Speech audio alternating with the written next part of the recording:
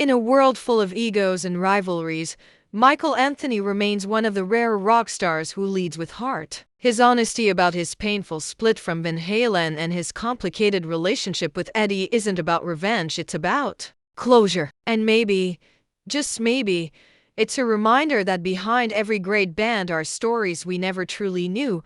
For years, Michael Anthony was the quiet backbone of Van Halen, holding down the rhythm, laying those iconic bass lines, and harmonizing with those signature high-pitched backing vocals. But now, at 70, he's finally speaking out, and what he has to say about Eddie Van Halen has left fans stunned.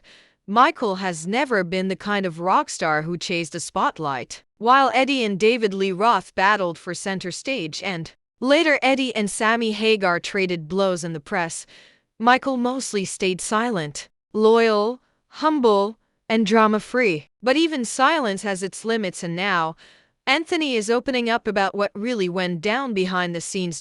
In recent interviews, Michael confessed that being in Van Halen wasn't always the dream gig it appeared to be. In fact, his relationship with Eddie, once strong, took a sharp and painful turn in the early 2000s. There was a time when Eddie and I were like brothers, Michael shared. We had a lot of laughs, a lot of wild nights. But that changed.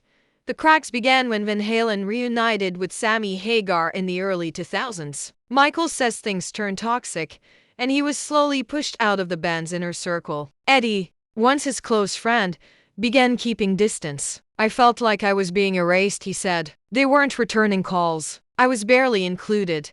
Eventually, the band made it official, replacing Michael with Eddie's own son, Wolfgang Van Halen. That, for Anthony, was the final blow. I wasn't even mad at Wolf, Michael said. He's a great kid, a talented musician, but it felt like I was tossed aside after years of loyalty.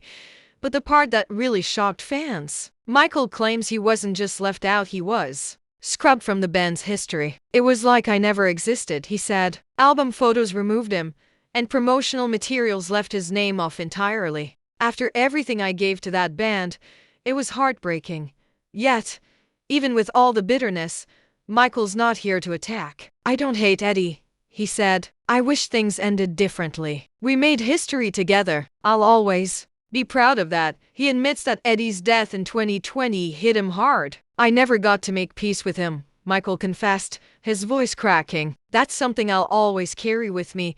Michael also revealed that he had hoped for a Van Halen reunion tour before Eddie's health took a turn for the worse. There were talks, he said. Sammy and I were on board. We thought maybe, just maybe, we could get everyone back together one last time. But time ran out. Now, as he looks back at 70, Michael Anthony wants fans to know one thing. I never stopped loving the music. I never stopped loving the fans. And I'll always remember the good times, no matter how it ended.